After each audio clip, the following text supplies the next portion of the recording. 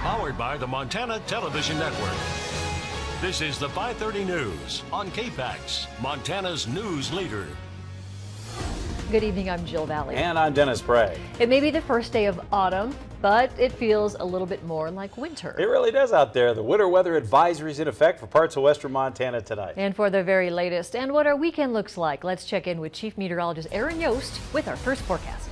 Yeah, quite chilly out there right now. We're actually seeing our high temperatures of the day a good 10, 20, almost 30 degrees below average for this time of year. Our current reading at the Missoula Airport, 45 degrees, 51 for that high in Kalispell. That temperature currently in Missoula is actually the high for the day and about 25 degrees below the norm for this time of year. To go along with these cool temperatures, we obviously have the mountain snow, valley rain, higher elevated valleys in southwest Montana, like Phillipsburg, for example, seeing measurable snowfall today, and those winter weather advisories above 5,000 feet remain in place right through midnight tonight. The extended forecast, though, is looking a little better, a little bit more like fall and some stuff that we should be seeing this time of year. I'll fill you in on those details coming up shortly.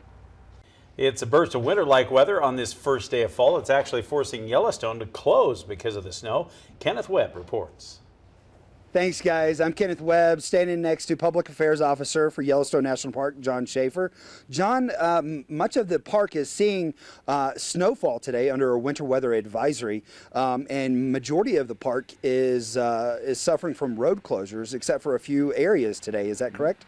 That's correct. So all park roads are closed with the exception of the road that runs from Gardner to Mammoth, the road that runs from the west entrance to Norris, and the road that runs from the west entrance to Old Faithful. Oh, wow. So you guys have picked up quite a few inches of snowfall. Is that pretty much impacting tourists from coming into the park today?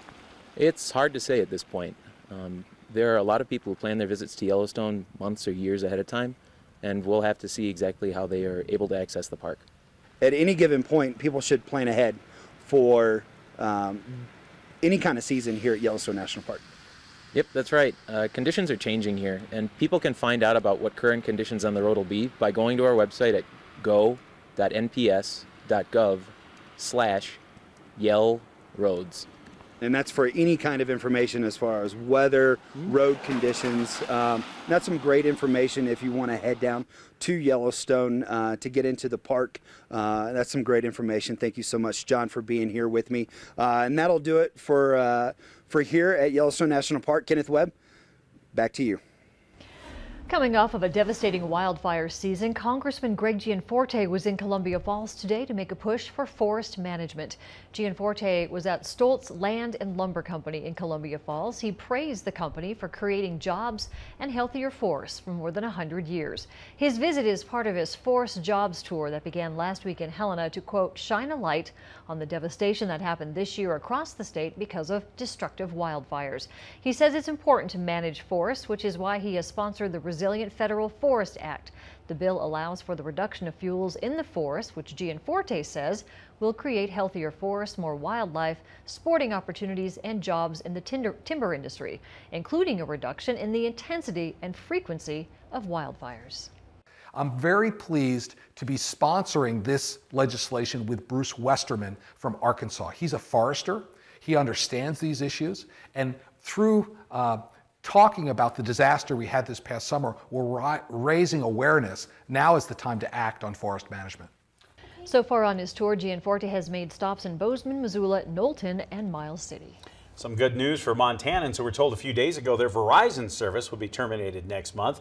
The company has partially rescinded that decision. Verizon said a couple of days ago it was cutting services to customers whose primary place of using their phones was outside Verizon's main service area.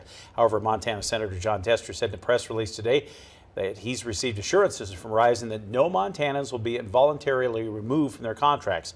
Verizon now says it's extending the deadline to switch providers to December 1st and letting some customers stay on the network, although they must switch to a new service plan.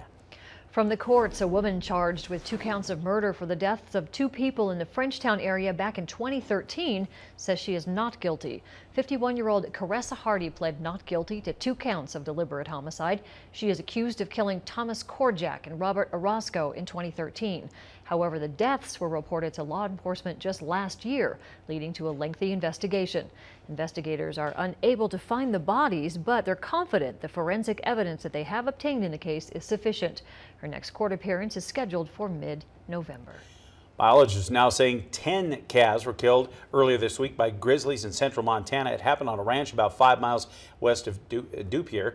According to a press release from the Montana Fish, Wildlife and Parks, the cattle were in a creek bottom with thick willow cover. Specialists from the U.S. Fish and Wildlife Service say at least 12 bears were in the area, including sows with cubs. It's unknown which bear or bears actually killed the cattle. FWP says this incident presents a unique challenge due to the high density of bears that could result in more cattle killings. Salute the Badge is brought to you by Montana Railing, supporting the Main Street of Montana for 30 years.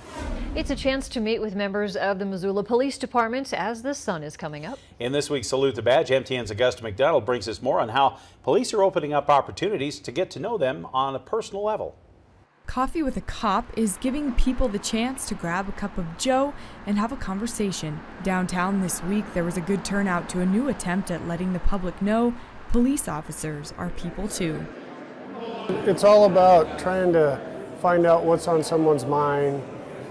It's allowing them an informal way to just say hi, to tell us how we're doing, tell us how we're needing to improve or what we're doing well with. Officers aren't required to stop by, but many showed up Thursday morning for coffee and a chance to meet with the people they serve.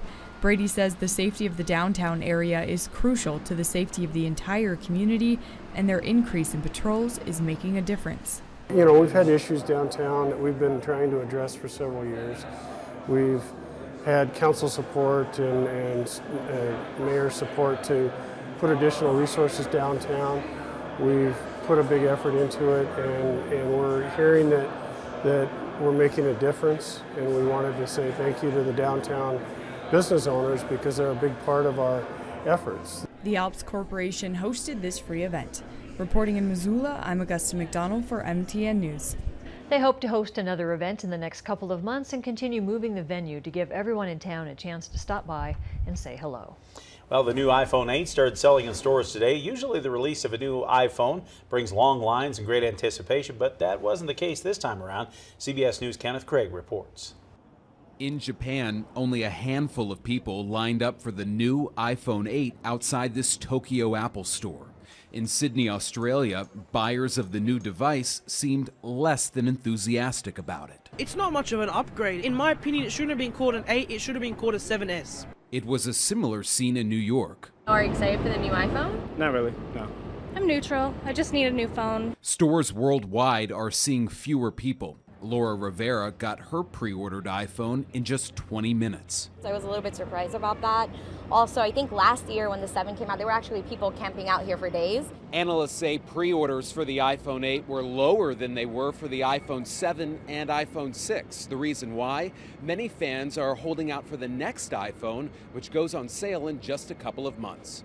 CNET's Alfred Eng says the iPhone 10 will go on sale in early November. Despite a lot of similarities, the iPhone 10 actually does have some features that the iPhone 8 isn't going to have, with augmented reality, with facial recognition. The full screen, I think, is a big selling point for a lot of people. But those features come at a cost.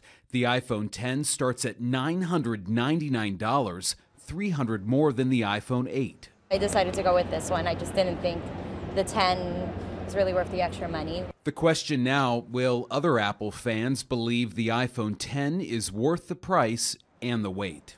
Kenneth Craig, CBS News, New York.